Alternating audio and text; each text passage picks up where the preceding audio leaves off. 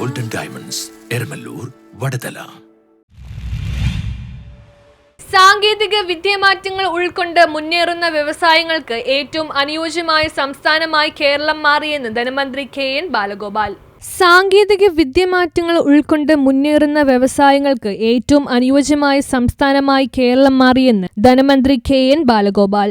കാലത്തിന് അനുസരിച്ച് സാങ്കേതിക വിദ്യ മാറ്റങ്ങൾ വരുത്തി മുന്നേറുന്ന വ്യവസായങ്ങൾക്ക് ഏറ്റവും അനുയോജ്യമായ ഒരിടമായി കേരളം ഇന്ന് മാറിയെന്ന് ധനകാര്യ വകുപ്പ് മന്ത്രി KN Balagopal. India international industrial എക്സ്പോയിൽ കേരളത്തിന്റെ 14 ജില്ലകളിൽ നിന്നുമുള്ള 10,000-ഓളം KSSIE അംഗങ്ങളെ അഭിസംബോധന ചെയ്ത് വ്യവസായി മഹാസംഗമം ഉദ്ഘാടനം ചെയ്തുകൊണ്ട് സംസാരിക്കുകയായിരുന്നു മന്ത്രി.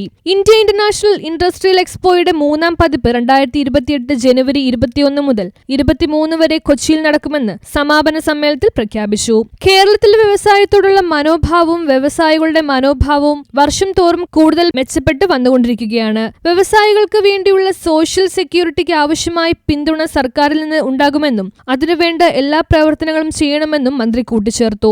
MSMEകളുടെ വ്യവസായ സമൂഹത്തിന്റെയും പിന്തുണയ്ക്കുന്നതിനും ആവശ്യമായി ഇളവുകൾ നൽകുന്നതിന് സംസ്ഥാന കെട്ടിട നിയന്ത്രണങ്ങൾ പരിഷ്കരിക്കേണ്ടതിന് പ്രധാനമാണ്. ഈ വിഷയത്തിൽ KSSIEയിൽ നിന്നുള്ള നിർദ്ദേശങ്ങളും ചർച്ചകളെയും സ്വാഗതം ചെയ്യുന്നുവെന്ന് പ്രതിപക്ഷ നേതാവ് VD സതീശൻ മുഖ്യപ്രഭാഷണത്തിൽ പറഞ്ഞു. കഴിഞ്ഞ 3 ദിവസങ്ങളായി കൊച്ചി അറ്റ്ലക്സ് ഇന്റർനാഷണൽ കൺവെൻഷൻ സെന്ററിൽ നടന്ന എക്സ്പോ കേരള വ്യവസായ വകുപ്പിന്റെയും കേന്ദ്ര MSME മന്ത്രാലയത്തിന്റെയും സഹകരണത്തോടെ കേരള സ്റ്റേറ്റ് സ്മോൾ ഇൻഡസ്ട്രീസ് അസോസിയേഷനും മെട്രോമാർട്ടും ചേർന്നാണ് സംഘടിപ്പിച്ചത്. വൻ ജനസാന്നിധ്യം കണ്ട എക്സ്പോയുടെ 2ാമത് പതിപ്പിൽ 10,000-ഓളം ആളുകൾ സന്ദർശിച്ചു.